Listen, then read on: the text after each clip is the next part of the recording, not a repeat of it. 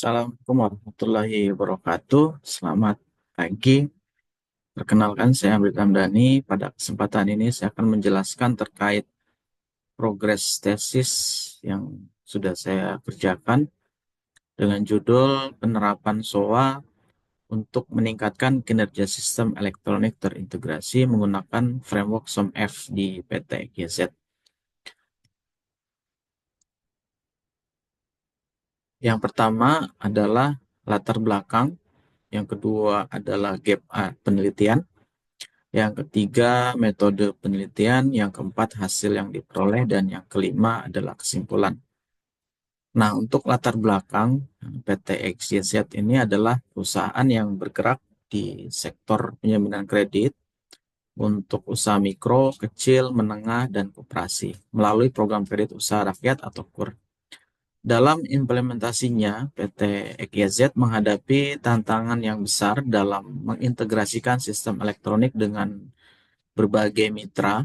Nah, tantangan ini memunculkan istilah integration spaghetti, di mana koneksi sistem itu dilakukan secara point to point antar bank yang menciptakan kerumitan dalam aliran data dan menyebabkan risiko kesalahan, inkonsistensi, serta keterlambatan proses. Nah, untuk mengatasi masalah ini, tesis saya berfokus pada penerapan arsitektur berbasis layanan atau Service Oriented Architecture dengan menggunakan framework Service Oriented Modeling Framework atau SOMF untuk menciptakan sistem terintegrasi yang lebih efisien. Selanjutnya adalah gap penelitian. Dalam penelitian sebelumnya, penerapan SOA sudah terbukti meningkatkan fleksibilitas dan interoperabilitas sistem di beberapa organisasi.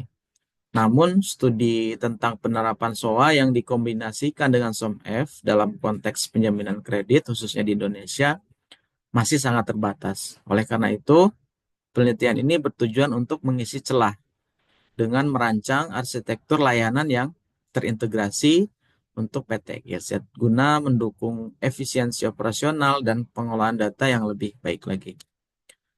Untuk metode penelitian, menggunakan pendekatan studi kasus dengan mengacu pada metode Service Oriented Modeling Framework atau SOMF. Nah, metode ini melibatkan beberapa tahapan, antara lain ada identifikasi layanan utama, abstraksi layanan menggunakan model konseptual, analisis keterkaitan antar layanan, hingga realisasi desain logis dan implementasi. Data dikumpulkan melalui wawancara dengan pemangku kepentingan, observasi proses bisnis, dan analisis dokumen internal perusahaan.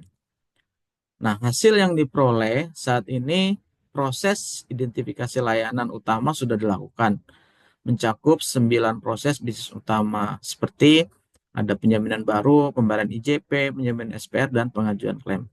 Selain itu, model konseptual dan analisis layanan telah dirancang menggunakan berbagai diagram seperti attribution model diagram dan struktural analisis diagram.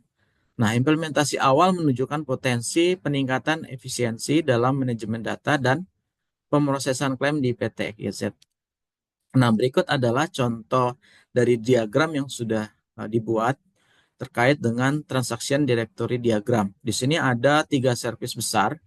Ada service penjaminan web service, terdiri dari 4 proses, ada penjaminan baru, penjaminan SPR, proses inquiry IJP, dan pembayaran IJP. Yang kedua adalah klaim web service, di mana terdapat 3 proses. Yang pertama ada pengajuan klaim, dokumen klaim, dan inquiry klaim. Dan selanjutnya adalah subrogasi web service, di mana ada 2 proses utama, yaitu angsuran subrogasi dan inquiry subrogasi proses. Nah, kesimpulan dari hasil sementara terlihat bahwa pendekatan SOMF mampu memberikan struktur yang lebih jelas dalam integrasi layanan.